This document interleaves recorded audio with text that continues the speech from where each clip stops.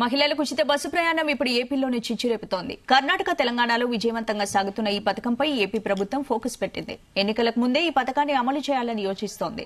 అటు ప్రతిపక్ష టీడీపీ కూడా తమ మేనిఫెస్టోలో ఈ పథకాన్ని జోడించింది. అయితే తెలంగాణలో ఆటో డ్రైవర్ల కష్టాలను చూసిన ఏపీ ఆటో డ్రైవర్లు ఆందోళనకు శ్రీకారం చుట్టారు. మహిళలకు ఆర్టీసీ బస్సులో ఉచిత ప్రయాణానికి జీవో ఇస్తామని ప్రభుత్వం తెలియజేయడంతో గాజువాకలో ఆటో డ్రైవర్స్ ఆటోలను నిలిపివేశారు. గాజువాక నియోజకవర్గం పరిధిలోని 86 ఆటో యూనియన్లు శాంతియుత ర్యాలీలో పాల్గొన్నాయి. ర్యాలీ అనంతరం కలెక్టరేట్ కు వినతి పత్రం అందించారు.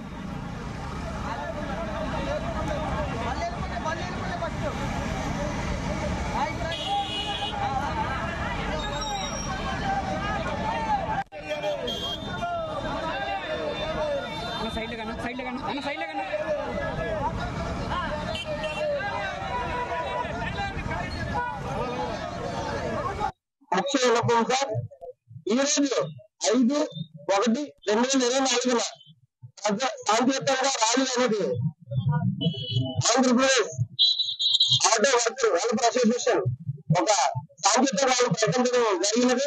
అది ఎందుకు చేయడం జరుగుతుందంటే రాబోయే ప్రభుత్వాలు కావచ్చు, ప్రజలు పేరుకున్న ప్రభుత్వాలు కావచ్చు, ఉచిత ప్రయాణం ఆదాయానికి పెట్టడానికి వ్యతిరేకం కాదు.